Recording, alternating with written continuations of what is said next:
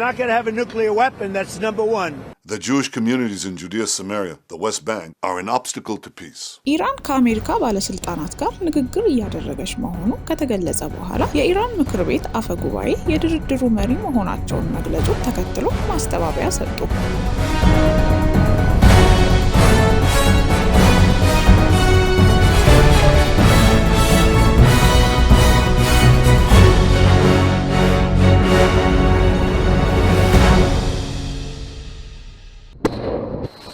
While the U.S. released this new video of strikes on Iranian military sites. ትራምፕ በኢራን ላይ ከባድ ጥቃት ለመፈጸም ያስቀመጡት የጊዜ ገደብ ከመጠናቀቁ ከሰዓታት በፊት ከኢራን ጋር ንግግር መጀመሩን በመጥቀስ 5 የንግግር ቀናት መስጠታቸውንም አስታውቀዋል። ነገር ግን የኢራን ከፍተኛ ባለስልጣናት ከአሜሪካ ጋር የተጀመረ ንግግር እንደሌለ በመግለጽ ሲያስተባብሉ፣ ፕሬዝዳንት ትራምፕ ግን ተስፋ ሰጪ ንግግር መጀመሩን ጠቅሰዋል። ይህንንም ተከትሎ በርካታ የመገናኛ ብዙሃን ከፕሬዝዳንት ትራምፕ ልዩ መልእክተኛ ስቲቭ ዊትኮፍ እና ልጃቸው ጄኔድ ኩሽነር ጋር እየተደራደሩ ያሉት የኢራን ፓርላማ አፈ ጉባኤ ሙሐመድ ባግሄር ጋሊባፍ መሆናቸው በስፋት እየተዘገበ ነው።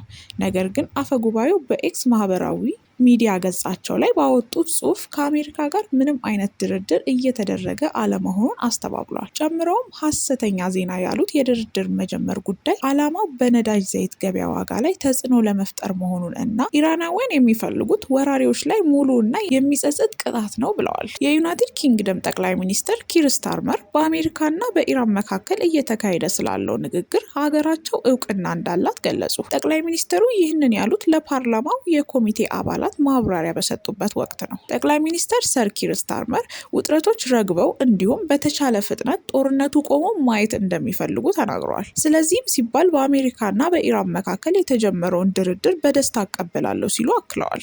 ስታርመር በድርድር በሚደርስበት ስምምነት በኢራን ላይ በተለይ ደግሞ ከኒውክሌር ጦር መሳሪያዎች ጋር በተያያዘ ጠንካራ ሁኔታዎችን ማስቀመጥ አለባት ብለዋል። ቀደም ሲል ጽህፈት ቤታቸው አሜሪካ ከኢራን ጋር የጀመረችውን ንግግር አስመልክቶ በሰጠው መግለጫ አድናቆቱን ገልጿል። የአሜሪካው ፕሬዝዳንት ከቴህራን ጋር ንግግር መጀመራቸውን ተከትሎ በኢራን የኃይል መሰረት ልማቶች ላይ ጥቃት ለመፈጸም አስቀምጠውት የነበረውን የ48 ሰዓታት የጊዜ ገደብ ወደ 5 ቀን አራዝመዋል። የኢራን ውጭ ጉዳይ ሚኒስቴር በበኩሉ ምንም አይነት ድርድር እንደሌለ በመግለጽ አስተባብሏል። ትራምፕ ሁለቱ ሀገራት ጦርነቱን ለማቆም በ15 ነጥቦች ላይ መነጋገራቸውን ገልጸው ኢራን የኒውክሌር ጦር መሳሪያዎቿን እንድትተው የሚለው ቀዳማዊ መሆኑን ለጋዜጠኞች ተናግረዋል።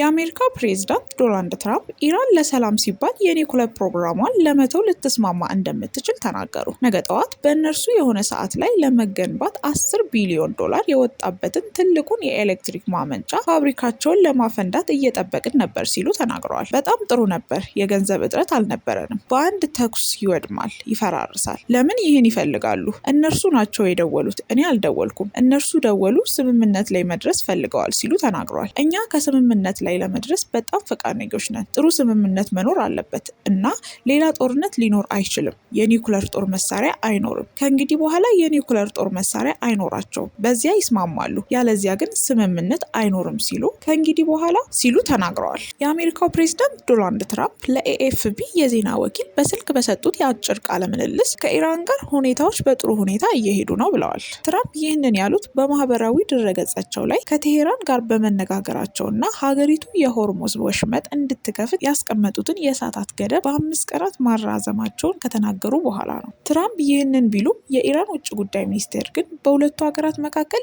የተደረገ ምንም አይነት ንግግር አለመኖሩን በመግለጽ አስተባብለዋል። ዶናልድ ትራምፕ ለጋዜጠኞች በሰጡት መግለጫ ላይ ለ5 ቀን ያህል እንጠብቃለን እና ያ እንዴት እንደሚሄድ እናያለን። ሁኔታዎች ጥሩ የሚሄዱ ከሆነ በስምምነት እንቋጨዋለን ሲሉ ተናግረዋል። ያ ካልሆነ ግን ድብደባችንን እንቀጥላለን ሲሉ ተናግረዋል። ትራምፕ ኢራን ድርድር ማድረግ በጣም ነው የሚፈልጉት፣ እኛ ከስምምነት መድረስ እንፈልጋለን ብለዋል።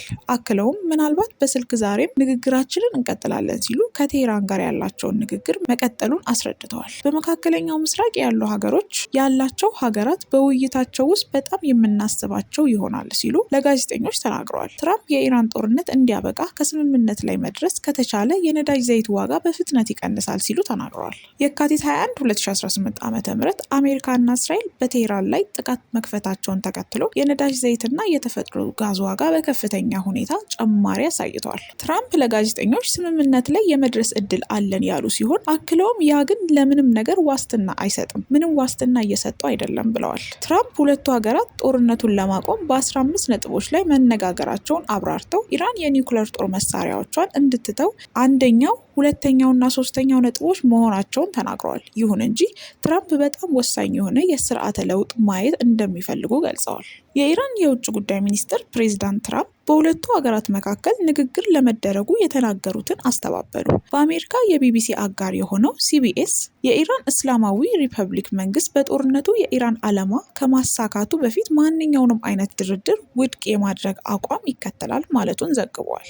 ኤስኤንኤን የተባለ ከፋርስ የዜና ወኪል ጋር ግንኙነት ያለው ሚዲያ በሀገሪቱ የውጭ ጉዳይ ሚኒስቴር ውስጥ በጉዳይ ላይ መረጃ ያላቸው ምንጮች በመጥቀስ ድርድር መኖሩን አስተባብሏል ሲል ዘግቧል። የሚዲያ ገጹ ጨምሮም እኚሁ ምንጭ የሆርሙዝ ወሽመጥ ጦርነት ለከፈቱብን ዝግ ነው ማለታቸውን ገልጸዋል። የምንጩ ማንነት ወይም በኢራን መንግስት ውስጥ ያላቸው ኃላፊነት አልተጠቀሰም። የኢራን ታዝኒም የዜና ወኪልም በተመሳሳይ ስማቸውን ያልጠቀሳቸውን ምንጮች ተጠቅሞ ተመሳሳይ ዘገባ አቅርበዋል። ፋርስ የዜና ወኪል ከትራምፕ ጋር በቀጥታም ሆነ በተዘዋዋሪ ምንም አይነት ግንኙነት አልተፈጠረም ያለ ሲሆን የአሜሪካ ፕሬዝዳንት ከአቋማቸው አፈግፍገዋል ብለዋል። ታስኒም በበኩሉ ምንም ድርድር እየተካሄደ አለመሆኑንም ዘግቧል።